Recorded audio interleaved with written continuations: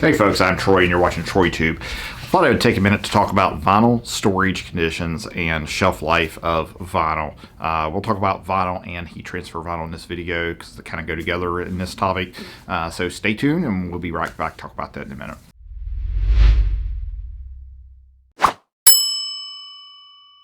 Now when it comes to storage of your vinyl, we'll talk about things in really three pieces here. We're going to talk about storage conditions, temperature and humidity.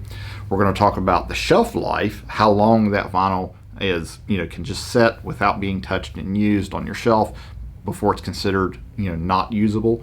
And then how does the temperature and humidity affect the shelf life? Because those are the things that we really look at. Now for adhesive films, we're going to talk about HTV too, but adhesive films, the general ideal storage conditions, and I emphasize the word ideal, is 70 degrees at 50% humidity. Now obviously we can't meet that all the time because warehouses typically get a little bit warmer than that. Where your home, you may keep it warmer than in your home. I mean, down here in South Florida, it's so hot in the summer, from about June to August or so, that if your house is 74, 75 degrees inside, it's pretty cool. We keep ours probably a little bit lower than that, and we're not quite acclimated to the weather here yet, but we're getting close, and we still keep it pretty chilly in our home. Up north in warehouses, it may get down around 60 degrees at night if they're even heated. So typically 50, 60 degrees, something like that in cold climates for storage conditions.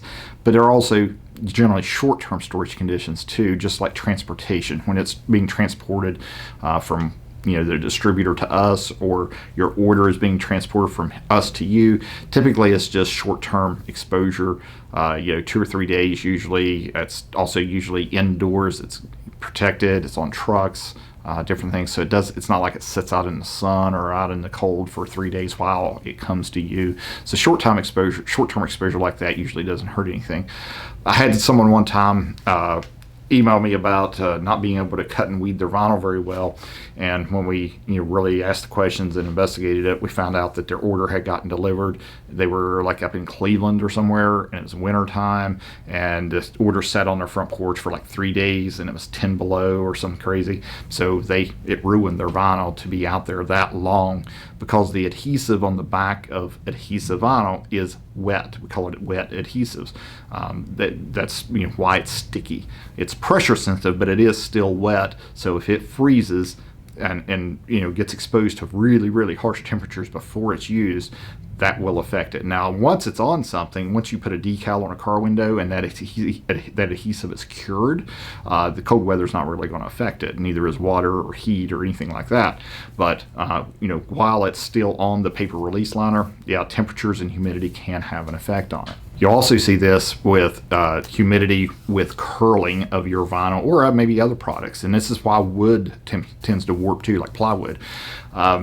What happens is with let's say a sheet of vinyl, one side of it's PVC, one side of it's paper. Well, obviously the PVC side, as far as the PVC film goes, it's not affected by moisture at all. But the paper is. It can gain or lose moisture, and it will cause the product to typically curl up pretty harshly. This is really because one side gets tighter or looser depending on, versus the other side. And when you see plywood stored or different types of wood stored in usually lumber yards, a lot of times you'll see spacers in between the stacks. They may have one sheet and have spacers between every sheet, or maybe a certain number of sheets with spacers in between it. And that's so that the moisture and air can equally get to both sides of the wood, so that one side doesn't stay dry, one side get moist, and then it causes it to warp and form out of shape. Now the shelf life for adhesive vinyl is typically 1 to 2 years. Oracal 651 is 2 years. There's a lot of them out there I've seen that say 1 year, but generally I think adhesive vinyl is pretty safe if it's been stored well for a couple of years at least. Now I have some that's quite a bit older than that, but I typically won't use that for a project for something I'm going to sell or something I'm going to make that should last long term with adhesive vinyl, because I just can't trust it. Once it gets past the 2 or 3 year mark, I just feel like the adhesives probably started to already dry out. Like again, it isn't a it's a wet adhesive, so even if you haven't used that pressure sensitive method to apply it, that adhesive will start to lose its moisture and not become wet adhesive anymore, and so it will degrade after a period of time. And if your storage conditions are outside of that ideal range, I would say, my personal experience on it is, if vinyl is stored anywhere from about the 60 to maybe 80 degree range, maybe not 80 quite, maybe 77, 78 degrees, I think it's going to be fine. Long-term storage like that, as far as shelf life, a little bit cooler temperatures are better for it than higher temperatures. The higher temperatures will have more effect on it than lower temperatures, to a degree, no pun intended there. But for the most part, anything in that range is going to be pretty good. Humidity, you can only control so much. So generally, if it's in a air-conditioned facility or room or something, most of the time your humidity is going to be 50% or below. Humidity does not have quite the effect on it as the temperature does, though. So if it's stored for, let's say if it's stored 3 days in an environment of 70 or 80% humidity, but still 75 degrees, versus some that are stored at 40% humidity at 85 or 90 degrees, that temperature exposure is going to have a lot more harm on it than the humidity will. Now, when it comes to that shelf life, I guess the best way to say this is, the further you get away from ideal conditions, the more it affects the shelf life. So if your vinyl has been stored at, let's say it's been stored at 20% humidity at 80 degrees, you're not going to have a 2-year shelf life out of that. That's going to draw moisture out of the adhesive. It's also going to cause harm to the film and cause it to shrink a little bit and everything because of that temperature exposure, because it's not been applied to anything. So again, the only thing I can really say about going outside of that is, if it's being exposed long term, that the further you get away from that in either direction, the more it's going to affect the shelf life and shorten it. The shelf life itself, I think a lot of people would probably say, well, I've done decals with vinyl that's 4 or 5 years old before, it didn't have any problems. Well, that's great, except you can't guarantee how long it's going to last. The manufacturer's not going to warrant it and things like that.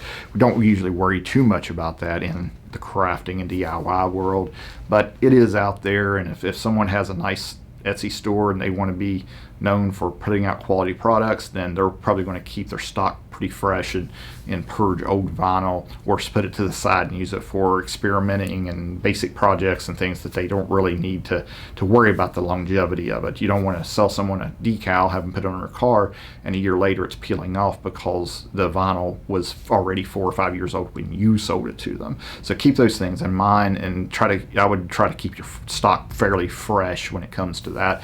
And you should also rotate it. I mean, when we rotate our stock, for example, today we added some white 651 12x12 sheets to the inventory on the shelf, and when we did so, we put those on the bottom so that we sell our first in, first out, FIFO. So physically the product gets sold and shipped in the order that we put it on the shelf. You don't just keep putting it on top and pulling from the top, because then the ones on the bottom end up being old. So it's just like rotating groceries and expiration dates, things like that you maintain.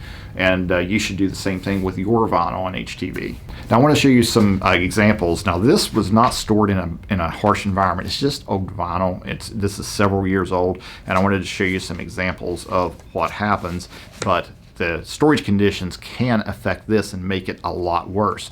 I showed this in another video. This is some old Cricut vinyl. This is indoor Cricut vinyl that you see how much it has shrunken around the edges. This vinyl is about 8 years old, maybe 8.5 years old. I've kept certain things around for a long time for a reason, and today I get to show off what some of those reasons are. So you see how much that has shrunken around those edges. This is Oracal 631. It also is about 7 or 8 years old. But you see that it hasn't shrunken nearly as much as the Cricut vinyl has. But this is, these are both monomeric films. I'll explain monomeric film in the adhesive vinyl 101 video, the basics. So you want to go back and watch that if you haven't heard those terms. But both of these monomeric films are subject to shrinking more than polymeric films are. And 651 is a polymeric film. Now, I am certain this roll of vinyl I'm going to show you here is at least probably 7 years old. It might be 8 years old. And this is 651, and you see just a little tiny bit of white showing there. So you see how it is much less susceptible to that shrinkage than the monomeric films. So your storage conditions will make that even worse if it's being stored too hot and so forth. So you want to keep those things in mind. Now, when it comes to HTV, your iron-on transfer, heat transfer vinyl, it's not really subject to a shelf life like adhesive vinyl is, because the adhesive is heat activated, not a wet adhesive. So there's not really an adhesive for it to dry out, so to speak. A couple of things that can happen though are one, the carrier sheet can come loose from the product. Now, this is glitter HTV, and it's more susceptible to this problem than regular HTV, but you see how that's just, and this is just all dried. It's no longer sticky at all because it's just been sitting around for years.